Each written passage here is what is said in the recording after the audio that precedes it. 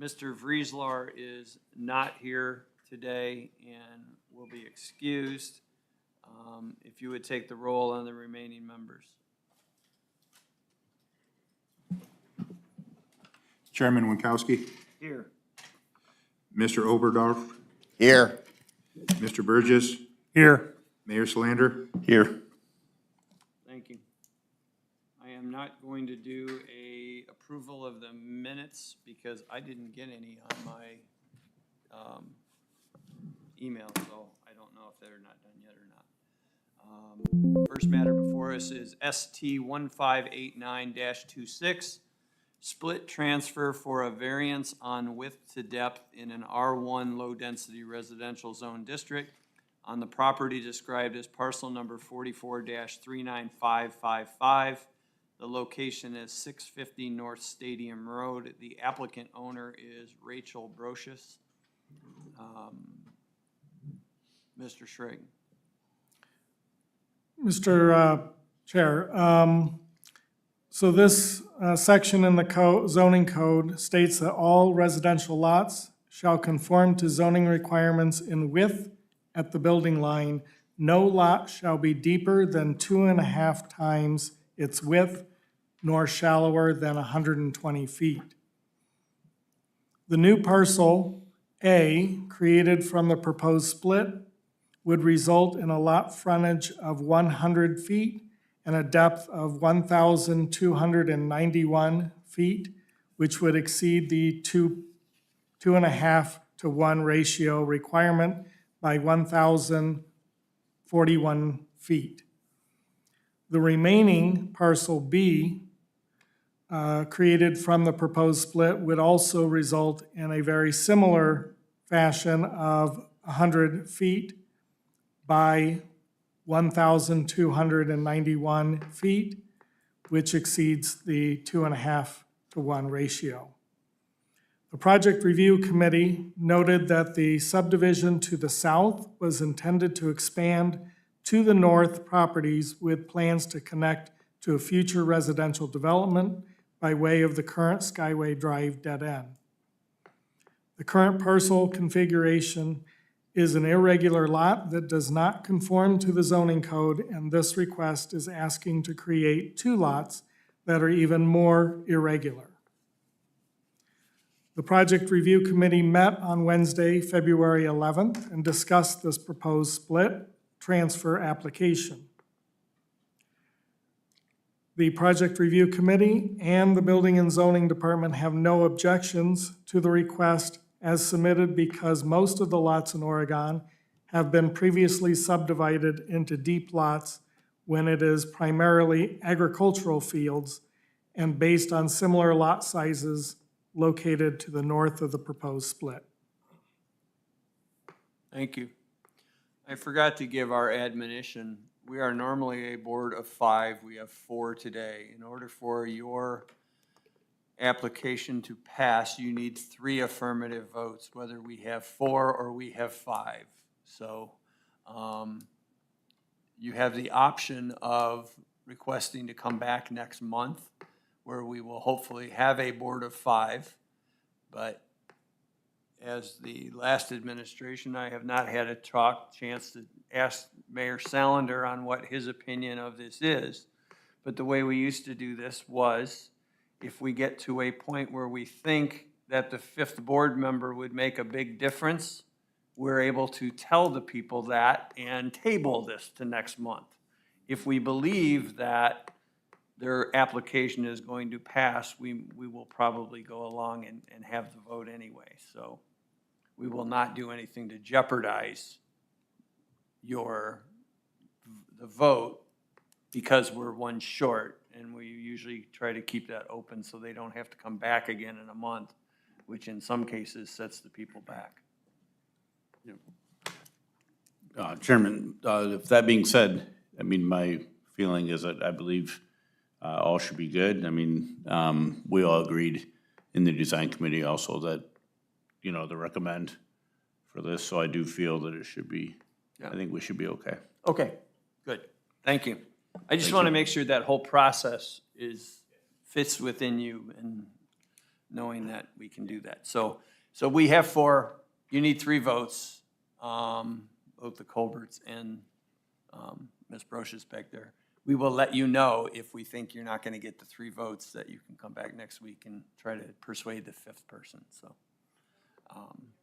If, Rachel, if you would come up, we may have some questions for you. If you would identify yourself and address. Hello, everyone. I'm Rachel Brochus, and do you want home address? Home or address. This address? Home This address? address is fine. This Oh, okay, address. so the 650 North Stadium Road here in Oregon.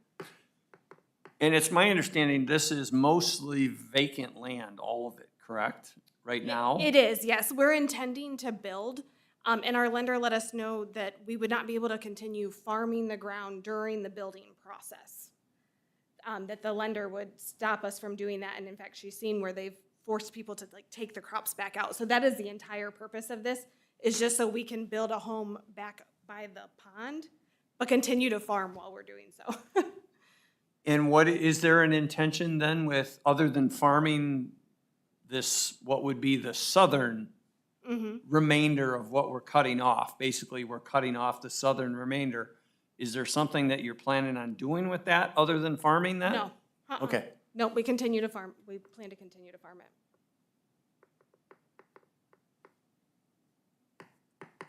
Yep, we have no intention on selling it Okay. or doing anything different. Any other questions from the panel? Thank you. Awesome. Thank you. Anyone else wish to be heard, for or against? Since there aren't many people here, we'll ask anybody that wants to speak can come up and speak. Name and address, so that we can put it on the record is why. Okay. All right, my name's Joe Polson. I live at 636, the property right in the middle there. 636 Okay. Stadium. I've been there like 40 years or so. I just wanted to make sure that they weren't trying to sell off part of it to put in another road or more houses. I just want to know the purpose of it. I mean, I was told years ago by Marge Brown that they did the 20-year plan and that wasn't going to happen, and 2 weeks later they improved the neighborhood and put it in. So I just want to know why this has to be done. I mean, you can't, it's been farmed for years. The pond has been back there for years. The other property's been back there for years and nobody's had a problem with it. I just want to make sure that's what they're after, is to just keep the property as is. That's If why I'm you here. believe what she just said, then yes, it's gonna stay the same. That's what she said, yeah. that's what Okay. she's talking to, so yeah. I just want to make sure. Anyone else wish to be heard? Seeing none, I will move to close the public hearing. Second that. All in favor? Any opposed? Seeing none in opposition, the public hearing is closed. Any discussion or questions? And the only thing I have to say is Mr. Schrake did read into the record the recommendation by the Building and Zoning Planning, I know they were called, what are you guys now? Project Review Committee. So they had no objections. The only thing they wanted to point out is that the property is stubbed, or I should say, the subdivision next to this is stubbed to end on the southernmost point of this. So whether that happens in the future, obviously both this board and council would have to approve any of that happening. So if that were to happen, would have to go through us and it would have to go through council. So this should assure your concerns that anything will happen in the future because it has to go through us. Today's actions do not allow anything other than the split to happen, so. Well, you'll get notice. You would get notice that they're asking for that property to be used by that subdivision. And then it would come through Plan Commission, and it would come through Building and Zoning, and then it would go to council. And so, But let me ask this, Steve, what's the zoning of it? Is it R2 or is it R1? It's currently R1. Yeah, so there's a couple things. One, if they were putting in something similar to the south, they'd have to change the zoning. That would be both planning commission and city council. Then you'd have a plat map, which would go before planning commission. And beyond that, that would be it. But, I mean, there'd still be a lot of approvals and public meetings for that to happen, so. But we're talking about, I was just talking about, now to extend that road, like if anybody wanted to do that, there's a buffer lot there, and you gotta extend the right of way up into that lot.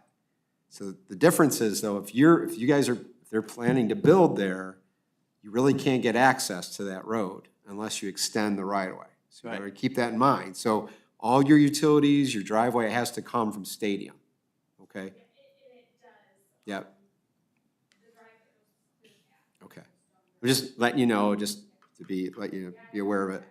Yeah, and sanitary might be difficult if that house is that far back. You may have to still put in a septic or something, but just thought I'd let you know, so.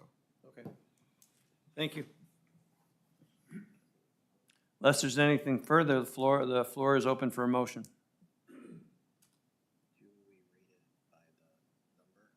Yep.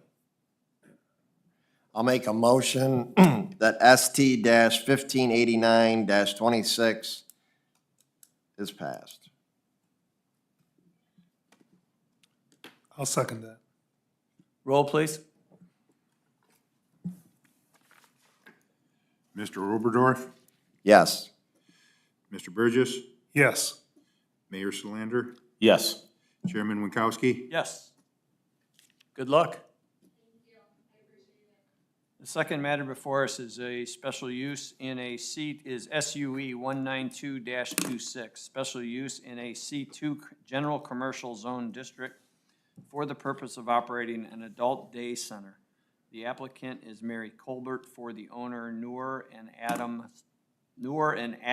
Properties LLC. The location is 2300 Navarre Avenue, Suite 100, also known as 2312 Navarre Avenue. Mr. Schrake. Mr. Chair, the Project Review Committee met on Wednesday, February 11th, 2026, and discussed the proposed special use exemption application. The current occupancy for this tenant space is documented as B Business.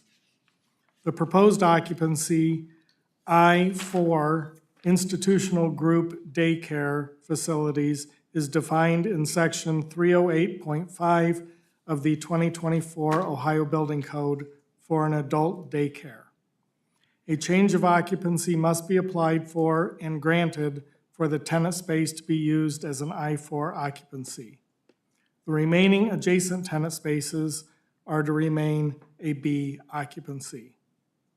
The Project Review Committee and the Building and Zoning Department have no objections to the request as submitted, provided the applicant complies with the 2024 Ohio Existing Building Code and all of the requirements of the 2024 Ohio Building Code for a change of occupancy, including fire separation between occupancies. The Project Review Committee recommends that an occupancy limit is provided by the applicant and made as a condition of approval. Yep. I'm sorry, you caught me with your wave. My name is Mary Colbert, and I should give my address? Yep. Okay, my address is 322 West Capistrano in Toledo, Ohio, 43612. And the address up here for 2300 Navarre is where I currently operate a home healthcare agency. It's our local, it's our office department, but we also send out employees to Oregon, Lucas County primarily, but Oregon, Toledo, Wood, and the surrounding areas to provide home care services for senior citizens. We've been in business since 2008, and we've actually been in that building since 2013. So we're just expanding and trying to also provide services for our senior citizens that are left at home by themselves, probably being taken care of somebody that their loved one, but they're at work all day. And we are seeing that clients need to be entertained in that age bracket. And so we're trying to provide a place where they can come and be around those that are in their peers of the same age, and possibly just to kind of get out of the house and give the caregivers some kind of relief and give our senior citizens somewhere to go and be entertained. We're going to be servicing people in the morning because it's a 4-hour or 5-hour day service for the seniors. So we're going to see people in the morning, no more than 10 people in the morning, and then no more than 10 in the afternoon. We will be picking them up in the morning and dropping them off. We will be also providing them with a lunch, a hot lunch, which is required by the state, and snacks.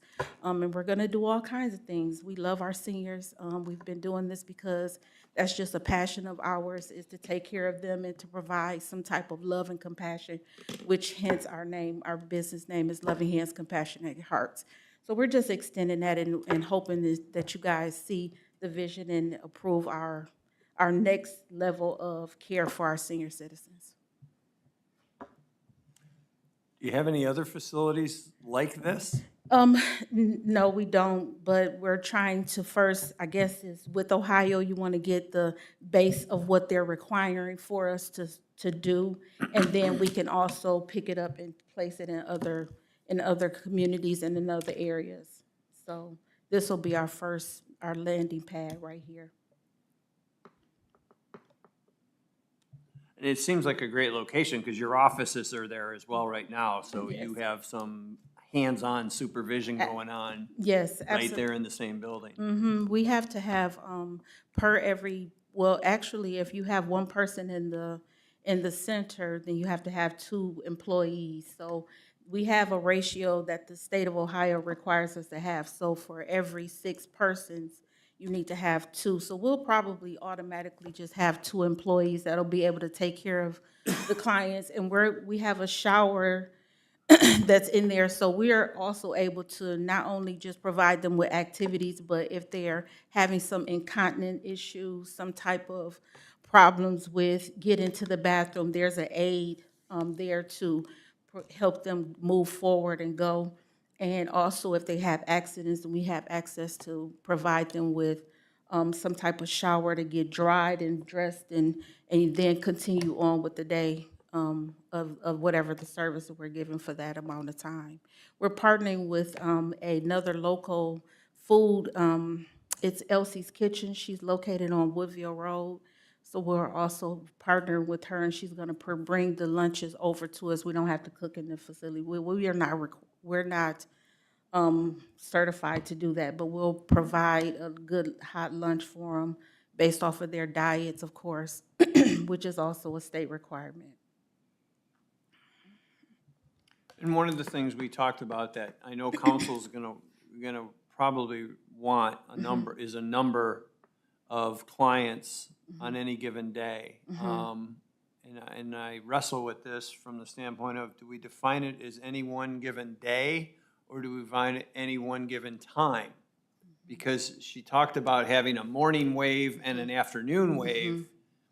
I'm not concerned about how many you have coming and going. I'm more concerned with how many are there at any given point in time. No more than 10, because the state says that you have to have 60 square feet for each individual. Okay? So with us doing the measurements and getting the measurements of the space, we only have that 8 to 10 window of people. So at any given time, you will never come in and see any more than 10 people in that location. Well, and for the benefit of the doubt, knowing that you'll have to have 2 people and you need 1 person for every 6, would 12 be a good number, just in case? Let's say you find a way to expand a little bit. You don't have to Okay. come back to us. Right. You don't have to come back to us. I was, I would rather put 12 on it than 10 on it, because now you're strapped into 10. right, but I believe, and I've done the measurements over and over again, it's really probably more like 8, no more than 10. So I'm saying 10 just because I'm already feeling like it's probably 8. Mr. Chair, I would recommend that you indicate a cap or a maximum number of clients. Okay, Correct. That way, if they find that they have to have 4 caregivers, that's not dependent on the number of clients. So you are actually capping the number of clients. The building code will cap the number of total occupants. gotcha. But what I would recommend, and it sounds as though the applicant has indicated that in order to stay within the state limitations of 60 square feet per person receiving care, then that caps them out at about 10. And if you're okay with that, we're okay with that. Yeah, listen. One thing for sure and two things for certain, I'm not a lawbreaker and I am trying to we're trying to provide a good service. So why go in and have 20 people and then you get closed down? Now it has defeated the purpose of trying to provide a service to our clients that really need it. So I'm okay with the 10 in the morning, 10 in the evening, 20 people. I'm perfectly fine with that. This is not the only center that we're gonna have. So if that's what it is in that particular space, wonderful, because we're also gonna have some other locations.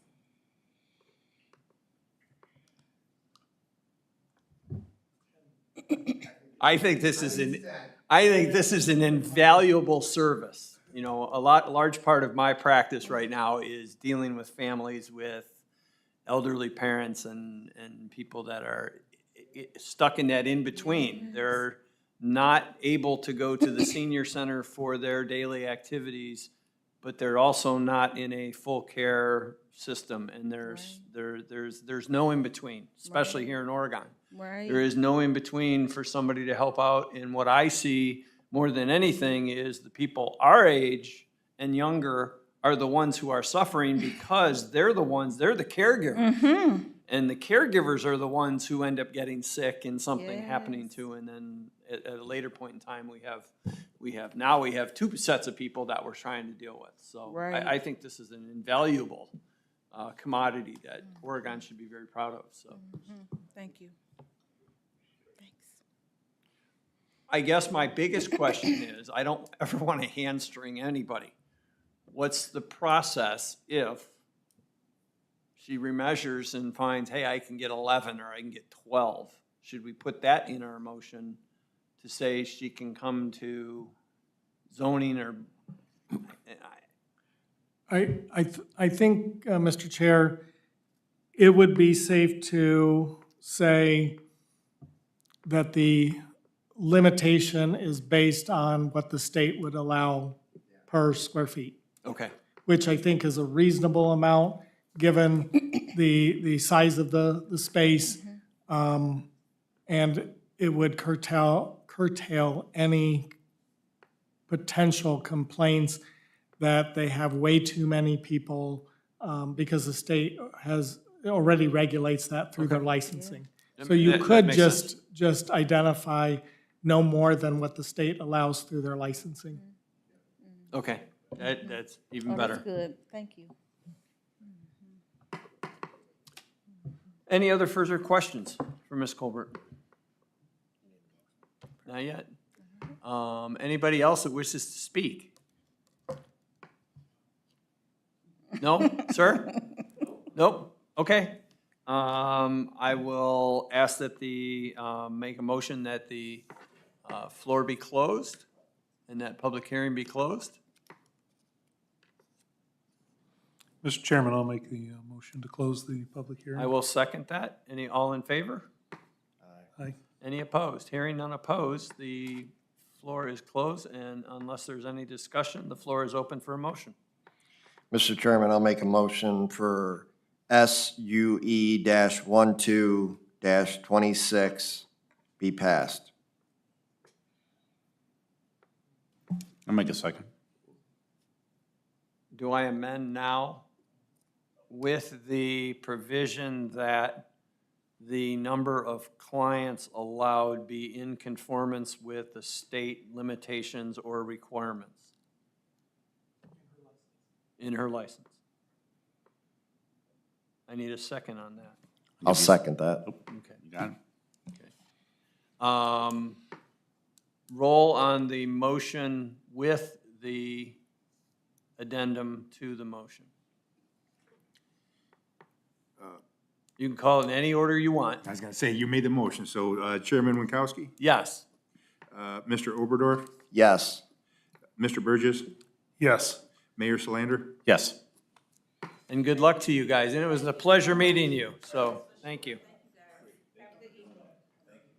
Yeah, you'll still have to go through council, so, but you'll still have to go through council. That'll be more than 30 days and less than 45. Okay. All right, sounds They'll let you know. Thank you. There being no further business to come before the